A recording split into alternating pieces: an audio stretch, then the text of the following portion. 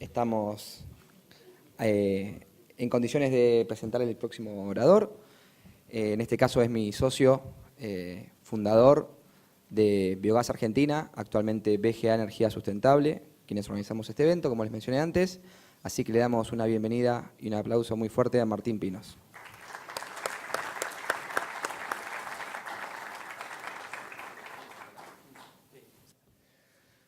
Bueno, muchas gracias por venir. Les agradecemos que hayan podido participar. Espero que les guste, que les sirva. Muchos de ustedes ya los conocemos hace tiempo. Esperemos que se puedan concretar muchos más proyectos en nuestro país y que siga este entusiasmo creciendo por esta tecnología. En primera instancia les quería comentar, ya Ezequiel venía hablando un poco, estas empresas que están exponiendo hoy acá, digamos, no son random, sino que son empresas con las que ya venimos trabajando hace varios años.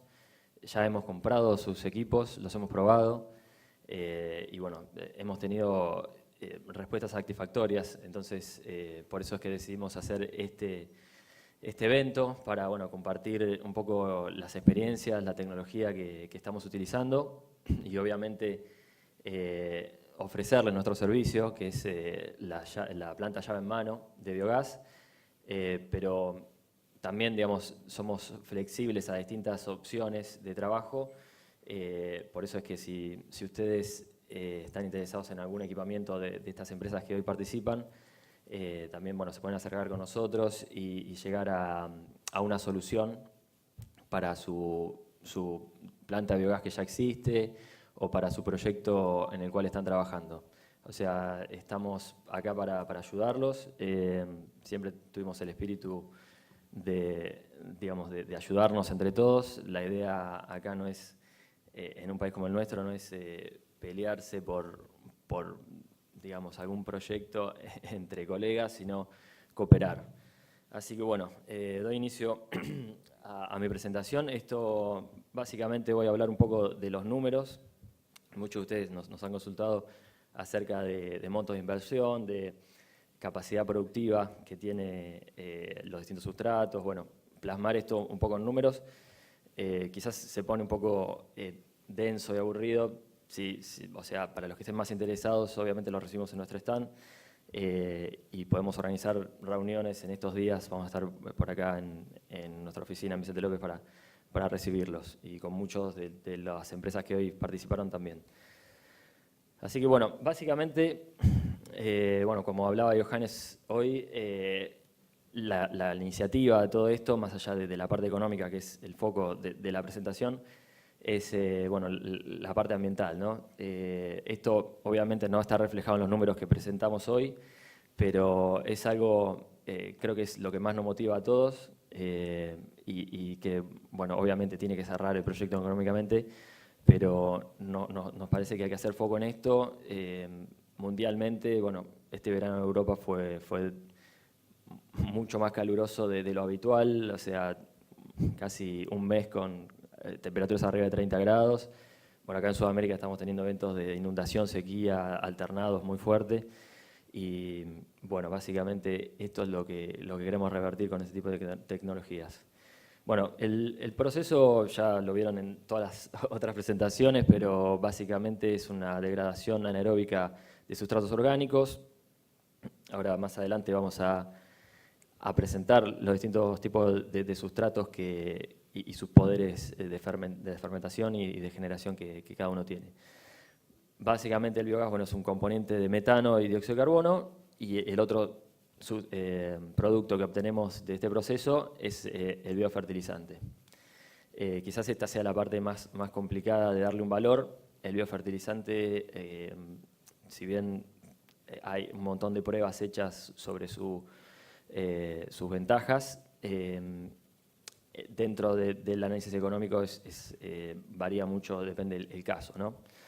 Pero pasamos al detalle de los sustratos posibles para la fermentación anaeróbica. En una primera instancia podemos, no sé si llega a ver, pero en nuestro país una de las producciones más importantes es la vacuna. Acá se puede distinguir entre por ejemplo, ganado para tambo, que acá obtendríamos un estiércol bastante más diluido que en un feedlot, ¿no? Entonces ahí les podemos comentar que en nuestra experiencia obtuvimos diferentes grados de productividad.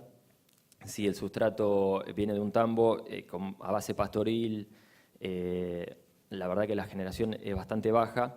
En cambio, en una dieta de terminación en un feedlot o en un tambo ya robotizado, un freestall, podemos obtener muchos mayores rendimientos, dado que lo que come el animal es más rico en energía.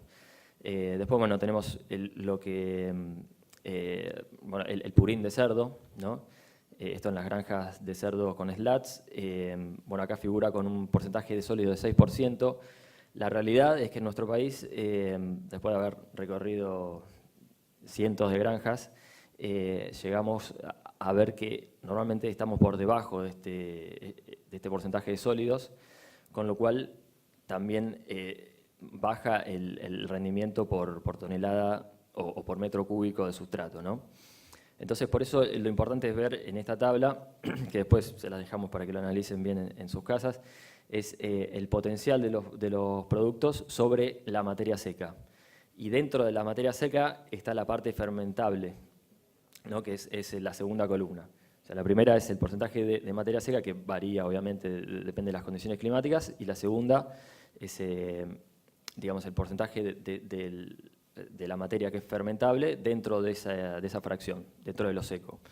Después, bueno, hay distintas concentraciones de sustratos, de minerales, o sea, que sería el poder fertilizante de cada sustrato, y el rendimiento de biogás. Esto, como les decía, es muy variable, depende de las condiciones, y bueno, podemos ver, por ejemplo, el silaje de maíz figura con como 200 metros cúbicos de biogás por tonelada de materia tal cual.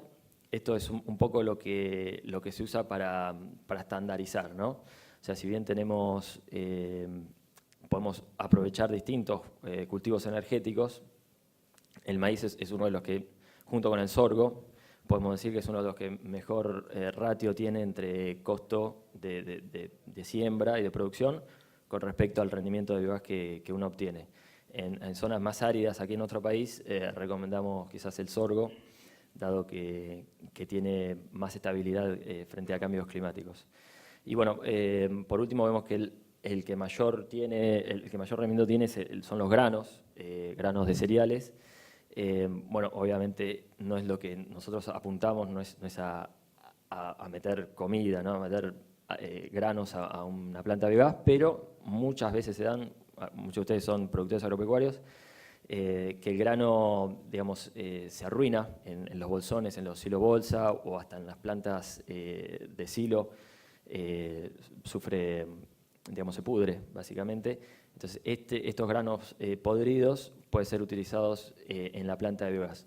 Obviamente hay una microbiología detrás, uno no puede hacer cualquier cosa, hay cierta pudrición que puede ser aceptable para un biodigestor y otras que no. O sea, básicamente hay algunos hongos que generan micotoxinas que pueden llegar a frenar el proceso dentro del biodigestor. Pero bueno, eso es parte de lo que nosotros también hacemos, el asesoramiento de qué sustratos pueden ser utilizados y cuáles no. Lo mismo pasa con el silaje de maíz, o sea, acá vemos un gran potencial de generación de biogás, obviamente si el silaje de maíz está en buena condición. Si el silaje digamos, está mal conservado, también estos 200 pueden bajar a 100, por ejemplo, a la mitad de la capacidad. Bueno, sí. Bueno, acá me preguntan si hemos probado con vinaza. Sí, la vinaza, bueno, es un subproducto de la generación de etanol. Sí, la vinaza, bueno, lo que tiene es que es obviamente más líquido. Bueno, hay que hacer ciertas adaptaciones. Eso, o sea, muchos subproductos de la industria son plausibles para utilizar en las plantas de biogás. Pero sí, la vinaza es un buen candidato. Bueno, el tema es que no es un sustrato tan extendido en nuestro país, ¿no? Por lo menos hasta que se empiecen a desarrollar nuevas plantas de etanol, quizás a escalas más chicas, al alcance del productor. Bueno, como les decía, esto lo vamos a recibir en nuestro stand para preguntas puntuales. Estamos abiertos toda la tarde para recibirlos. Lo que les quería comentar es, bueno, el tipo de plantas que más se adaptan a los sustratos que estamos mencionando, como ser bosta, cultivos energéticos, residuos digamos, de supermercado, de mercados concentradores de verduras y frutas. Es este tipo de fermentación húmeda, es decir, los sustratos se meten en reactores con un porcentaje de sólidos alrededor del 10%, donde ahí se degrada la materia orgánica estando en suspensión. O sea, bueno, justo venimos de la charla de los agitadores. Es importante que para esta tecnología se mezcle todo el material, homogeneice todo y que las bacterias puedan acceder al sustrato de manera correcta. Otro tipo de tecnología podría ser, por ejemplo, el USB, que son otro tipo de reactores para cosas más líquidas. O sea, a veces se mete dentro de la misma bolsa a todo los tipos de reactores, pero tienen diferencias muy grandes. Depende de lo que uno quiere tratar, es el tipo de reactor que se debe implementar. Lo más común, y creo que para el 90% de los casos que estamos acá, es mezcla completa y por eso hacemos foco en esto el día de hoy. Bueno, tenemos para mostrarles algunas experiencias y los proyectos en los cuales hemos estado trabajando. Bueno, este es uno de los proyectos insignia, creo que muchos ya han ido a visitarlo. Es en Carlos Tejedor, provincia de Buenos Aires. La verdad, esto se hizo hace 4 años y medio. Bueno, gracias a un gran esfuerzo del productor, un productor chico, ganadero, con mucho entusiasmo para desarrollar esta tecnología. Bueno, avanzamos con unos corrales de hormigón donde se permitió colectar la bosta y tratar dentro del biodigestor. Bueno, una vez que obtuvimos el biogás, demostramos la tecnología, logramos obtener un contrato de venta de energía a través de la provincia, lo cual permitió que bueno, el proyecto sea rentable.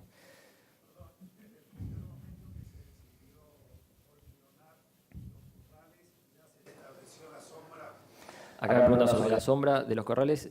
Sí, estaba previsto. Estaba previsto, en el primer verano se colocó media sombra. Bueno, ahora venimos trabajando en otros sistemas también. Obviamente la media sombra no es algo muy duradero, entonces también hay opciones de techo de chapa, aspersión de agua. Depende de la localización del proyecto, hace falta o no. Y bueno, hay distintas maneras también de colocarlo. Lo que también a través del tiempo obtuvimos es que no es necesario techar o poner la media sombra en el 100% del corral. Simplemente con un 40 o 50% de la superficie ya los animales tienen la suficiente sombra para estar confortables y además el agregado de la aspersión de agua para los días de mucho calor ayuda. Después, bueno, el próximo proyecto que hicimos fue uno en 25 de mayo, una escuela agropecuaria. Acá el objetivo era tratar efluentes de la producción de quesos y de una granja de cerdos. Bueno, acá se utilizó más o menos la misma tecnología, todo, digamos, nacional, no se podía importar todavía en ese momento. Así que, bueno, esta planta también estaba en funcionamiento hace algunos años. Posteriormente, empezamos a trabajar en proyectos más grandes. ¿Por qué? Porque esto es una economía de escala y obviamente para que cierren los números, mientras más grande sea la planta, más rentabilidad se puede obtener, porque se diluyen costos de operación y también el costo inicial de inversión. Entonces, bueno, para crecer en la escala de las plantas, la posibilidad de barrer los corrales con una mini cargadora, una Bobcat, se vuelve un poco engorroso, ¿no? Si uno tiene que limpiar corrales para 3.000, 4.000 animales. Entonces, bueno, lo que empezamos a a implementar son estas arrobaderas o scrapers, que bueno, es la charla que viene a continuación, donde se puede ver claramente cómo funcionan estos equipos, que básicamente es para barrer la bosta automáticamente. Esto lo hace una computadora con un timer. Al avanzar lentamente los animales se acostumbran y no sufren estrés. Bueno, entonces el primer proyecto donde implementamos este sistema es la planta de cañada seca en Villegas, provincia de Buenos Aires. Bueno, se construyeron este tipo de corrales, bueno, previendo una estructura que después pueda resistir un techo o media sombra. Bueno, esta es la planta ya construida, estamos en la etapa final de la construcción y puesta en marcha. Bueno, esta es una planta para unos 200 kilowatts. Bueno, en esta planta básicamente ya se habían abierto las importaciones y básicamente implementamos el equipamiento de las marcas que hoy participaron del evento. Así que bueno, en breve los vamos a poder recibir para mostrarles el funcionamiento de la planta. Esta es otra aplicación del biogás, que es el tratamiento cloacal de los efluentes. Bueno, la ciudad de Resistencia Chaco hasta el día de hoy no tiene un sistema cloacal, es una ciudad de 300.000 habitantes, pero no tiene un sistema cloacal, lo cual es bastante alarmante. Pero bueno, por suerte se está concluyendo la construcción de una planta cloacal en la que nosotros participamos. Nosotros instalamos un gasómetro, bueno, de Bauer-Folien, uno de los oradores de hoy. Esto es un reservorio de gas. Bueno, la particularidad que tiene es que puede acumular gas a 40 milibares, lo cual es una presión bastante importante para lo que es gas a baja presión, ¿no?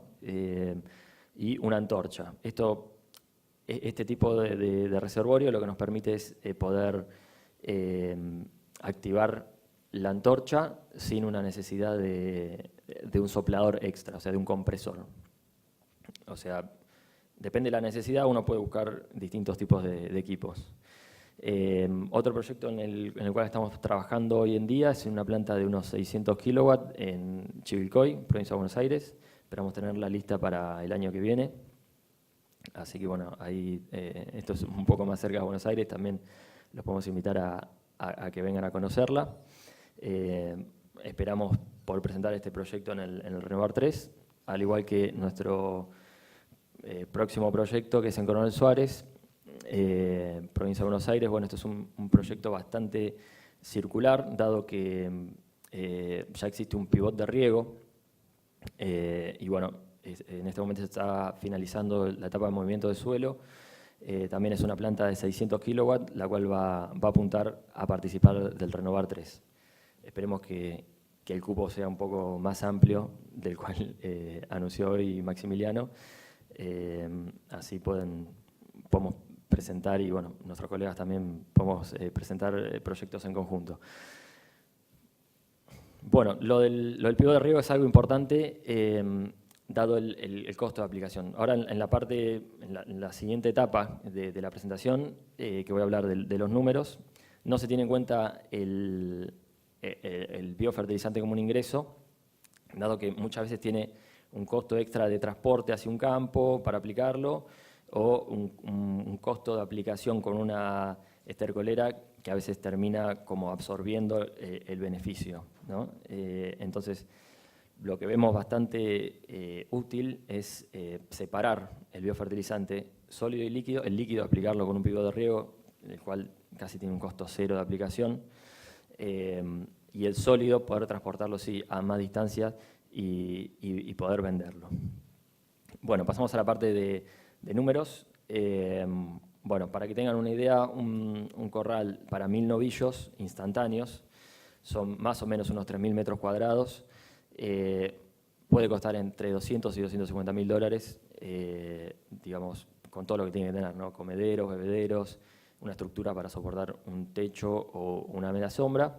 Esos son los valores de instalación. Obviamente depende del lugar, depende del movimiento del suelo que haya que hacer. por eso quedamos un rango un poco más amplio. Después, acá, bueno, a la derecha pueden ver los porcentajes aproximados dentro de lo que es el 100% de una inversión en una planta de biogás. ¿Qué porcentaje corresponde a obra civil? ¿Qué porcentaje a reactores? ¿Qué porcentaje a equipamiento? El montaje. Bueno, básicamente el rubro más importante, uno de los más importantes es el equipamiento electromecánico, ¿no? Lo que hablábamos hoy, agitadores, bombas, gasómetro, sistemas de desulfuración, o sea, el procesamiento del gas para que sea óptimo para usarlo. Otro de los rubros importantes es el CHP, que es el grupo electrógeno, básicamente, que produce electricidad y calor. Puede rondar entre el 20 al 25% de la inversión. Esto, bueno, uno a veces tiende a decir, bueno, ¿por qué es tan caro? Pero bueno, no es simplemente un grupo electrógeno común, sino que es un motor diseñado para poder funcionar con biogás de manera constante y además generar calor para poder ser aprovechado en alguna aplicación en el campo. Y bueno, después tenemos la obra civil, que esto es uno de los porcentajes más variables, depende de la locación. Algo que nos hemos encontrado, bueno, en región pampeana es napas altas, tosca de mala calidad, poca resistencia al suelo, lo cual a veces genera que haya que hacer un movimiento de suelo más importante o hacer pilotes o hacer cimientos, que eso puede encarecer o no la obra. Por eso es que es un porcentaje no menor y a tomar en cuenta. Después, bueno, básicamente acá presento 3 tipos de plantas, una de 150 kilowatts, una de 500 y una de 1000. 1000 es un mega, ¿no? Bueno, el volumen de los reactores, esto básicamente está planteado para funcionar, o sea, para que lo vean, es tomando una dieta de cultivo energético, ¿no? de algún forraje, silaje de maíz o lo que sea. Obviamente, para que el proyecto cierre, lo más adecuado es usar residuos. Pero bueno, para estandarizar y mostrarlo ahora, en este momento, mostramos estos números. Entonces, reactores, tenemos para la planta de 150 kilowatts, arrancamos con reactores de 1.200 metros cúbicos, para la de 500, 3.400 y para la de 1.000, 7.400.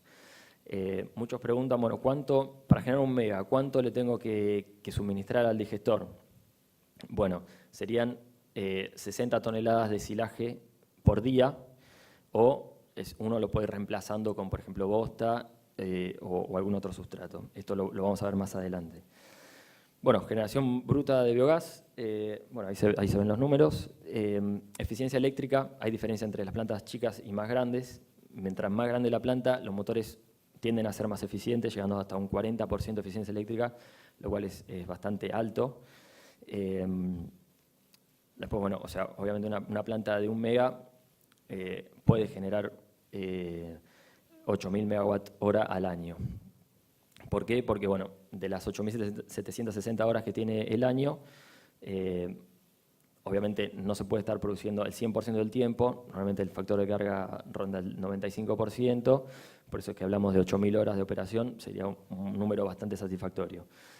Bueno, y una de las cosas más importantes es la inversión.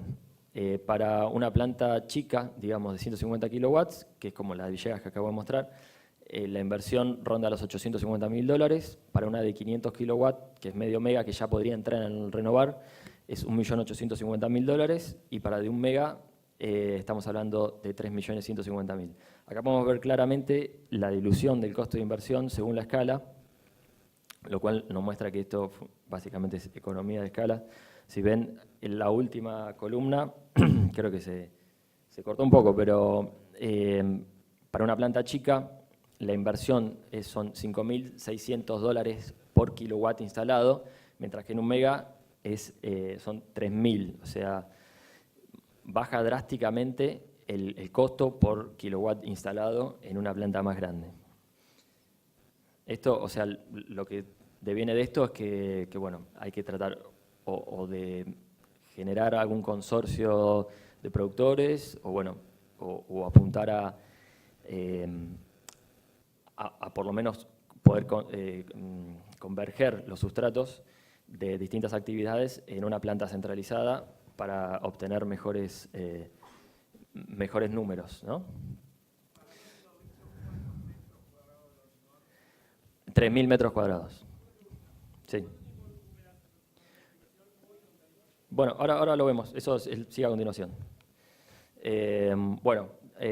Acá podemos ver bueno, el costo de operación. Básicamente la mayor parte es lo que corresponde al sustrato.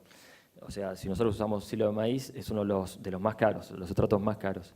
En cambio, el estiércol uno puede entender que es gratis, ¿no? Porque, bueno, obviamente, si uno lo tiene que traer de otro lado, tiene que imputar el costo de flete, pero en una planta que se prevé dentro de un establecimiento de engorde, es tendiendo a cero. Uno puede decir, bueno, pero tengo que bombearlo, está bien, bueno, pero eso es parte de la actividad ganadera. Por otro lado, después tenemos granos de glicerol, o sea, granos de cereales, glicerol, los cuales tienen, como habíamos visto, un alto potencial fermentativo. Obviamente aquí hay que buscar las oportunidades, ¿no? O sea, un grano podrido uno lo puede conseguir en realidad a un cuarto quizás del valor comercial de grano en buenas condiciones, o va a estar regalado. También ha pasado con el glicerol, o sea, en realidad es un subproducto o un residuo de otra actividad. Obviamente cuando empieza a haber más demanda y en un futuro si hay más plantas de biogás, esto va a tender a esta tabla, ¿no? Que después obviamente la pueden mirar más tranquilo porque ahora estamos cortos de tiempo. Bueno, esto es un ejemplo de una planta de 1 mega con 30 toneladas de silaje por día y 5.000 cabezas. Esto quiere decir 50% del material sería un cultivo energético y otro 50% del sustrato bosta.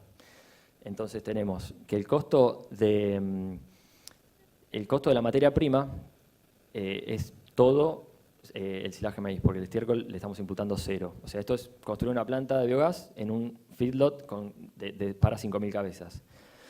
Entonces, acá tenemos, bueno, son unos $383.000 al año que cuesta obtener las 10.950 toneladas que uno requiere para hacer funcionar la planta. Esto lo que nos da es un costo del sustrato de $48 por megawatt hora.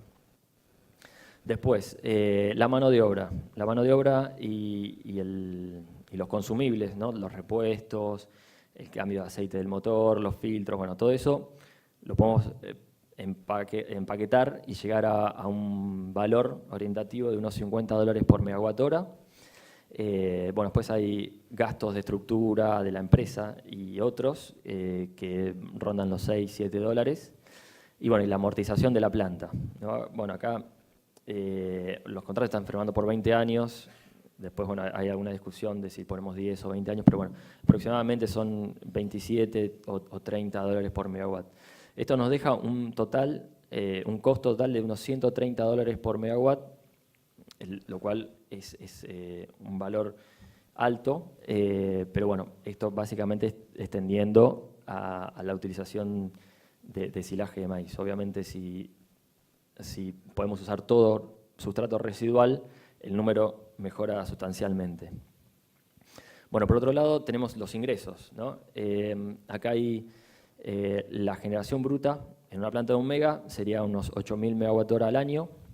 El autoconsumo para el propio funcionamiento de la planta es un 10% aproximadamente, o sea, unos 800 megawatt-hora al año. Entonces la generación neta que uno tiene para vender es 7.200 megawatt-hora. A una tarifa de $200 recibiría un ingreso anual de 1.440.000. En cambio, si la tarifa tiende a bajar a unos $180, el ingreso ronda 1.300.000. Entonces, bueno, el beneficio antes de impuestos, en este caso sería, bueno, básicamente restar los costos a los ingresos. Nos quedaría unos $387.000 al año el EBIT.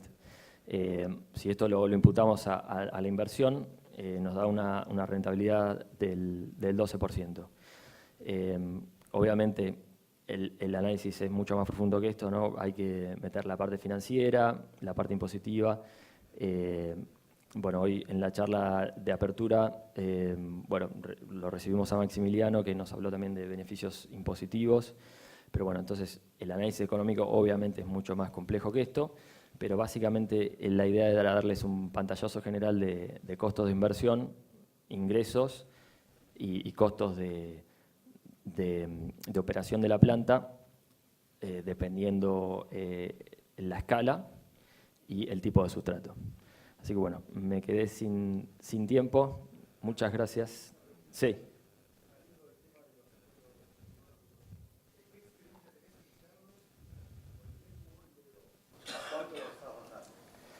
¿Cuánto? Bueno, acá me preguntan sobre, digamos, el tratamiento de efluentes en una granja de cerdos. Me dicen cuánto se puede bajar el DQO del efluente. Bueno, esto básicamente es como una campana, ¿no? O sea, mientras uno le da más tiempo de residencia en el reactor, obviamente la degradación va a ser más completa, ¿no? El tema es que para darle más tiempo de retención a un sustrato dentro del digestor, uno tiene que hacer un digestor más grande. Entonces es más caro, más inversión. Entonces uno tiene que llegar a un balance, ¿no?, entre lo económico y el objetivo, que en ese caso, por lo que me pregunta él, sería un objetivo de bajar la carga orgánica. Bueno, yo te diría que, digamos, algo normal puede rondar el 60% de reducción de DQO. En una condición más óptima podría llegar hasta un 80%, pero yo tomaría un 60%. Ahora, quizás en un proyecto apuntado a generar energía, ese no es el parámetro que tiene más relevancia. ¿Por qué? Porque, bueno, por lo económico que estaba hablando. Y digamos, en uno de estos proyectos, uno tiene que estar atento a la DQO cuando tiene que volcar el efluente a un curso de agua. Entonces ahí obviamente tiene que seguir la legislación para no contaminar ese curso de agua. Acá nosotros lo que hacemos es lo que hacemos es no tirar nada a los cursos de agua, sino básicamente la parte líquida recircularla para hidratar el material nuevo y lo que es sólido o el líquido que va saliendo por exceso, aplicarlo como fertilizante en pequeñas láminas de agua en el campo, sea por riego o por una estercolera. Entonces uno lo aplica de una manera correcta y nunca llega a la napa, ni a un río, obviamente. O sea, si uno está aplicando, por ejemplo, una dosis habitual de 20.000 o 30.000 litros por hectárea, esto es una lámina de 2 milímetros, o sea, es como si fuera una lluvia de 2 milímetros en un lote, no llega ni a bajar 10 centímetros dentro de la tierra. Entonces, básicamente esto no está contaminando y la DQO obviamente es un parámetro de eficiencia quizás, de degradación, pero digamos, para que quede contento el cliente, lo más importante es que cierren los números, ¿no? Por eso un poco el propósito de esta presentación. Bueno, muchas gracias. Las preguntas que tengan los recibimos en el stand.